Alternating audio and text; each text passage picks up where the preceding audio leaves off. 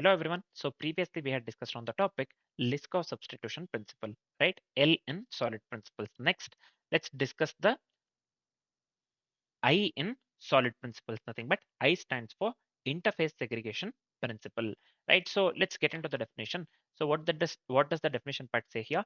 Client should not client should not be forced to depend on methods they don't use, right? Client shouldn't be forced to depend on methods they don't use.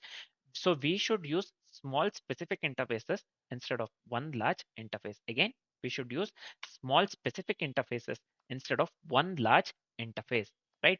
So this is it for the interface segregation principle. Let's make use of small specific interfaces instead of one large interfaces, right? For the example, actually, let's go with a very simple example, man. Yeah, I'll just go with, see here, interface. Sorry, what did I misspell? Anyways, I'll just go with the name workable. Yep. Uh, so I'll just do one thing. Yeah, let me go with void work here. Void work. Right. So instead of uh, going with the same this one interface for eat actually, so I'll just go with another this one interface named eatable here, right?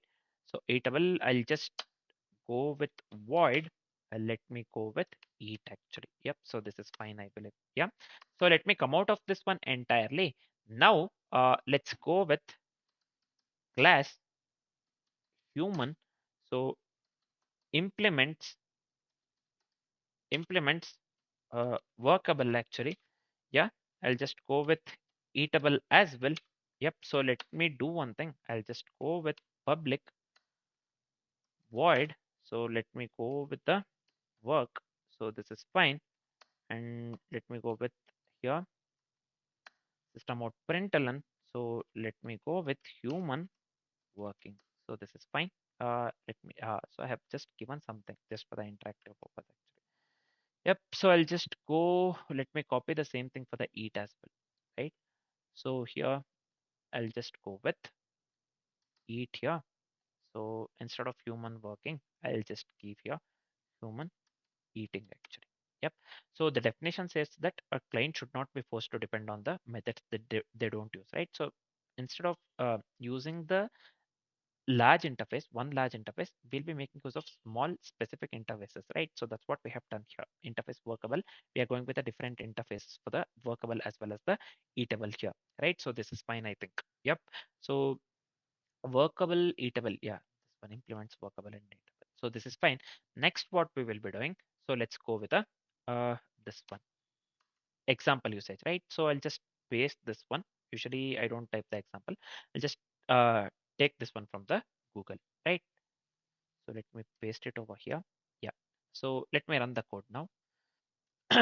Yeah. So the output that we are getting is correct, right? Human working as well as the human eating. So we just went with the exactly like what we had discussed earlier, right? So output basically, we are getting the human working as well as the human eating, right? So interfaces are split logically here. See, for the workable, we are making use of the interface workable, and for the eatable, we are making use of the interface eatable, right? So we are not going with any unnecessary methods, and we are just going with a clean contract, right? So we are just going with a clean contract, right? So let's discuss. This is it for the this one. What do we call interface segregation principle? Let's discuss the real world applications. So this we can use in the REST API. This we can use in the REST API, right? So while building the API. So we can just make use of the this one interface segregation principle, right? So it will provide the clean contract actually. Then it can be used in the microservices as well. It can be used in the microservices as well. Finally, it can be used in the SDK design, right? It can be used in the SDK design as well, right? So these are some of the principles. Yep. Sorry, these are some of the real world applications of the interface segregation principle. Yep. So this is fine. So we are done with the real world applications. The final thing is complexity, right? So what would be the time complexity for the code that we have written? The time complexity would lead to big of 1, and the space complexity would lead to big of 1 as well, right? So this is it for the complexities part as well, right? So these are some of the real world applications and the complexities part. Now we are done with this part. Actually, we are done with this one, interface segregation principle. Next, we'll be discussing D, nothing but dependency inversion principle, nothing but D in the solid principles. For now, this is it. Thanks for watching, guys.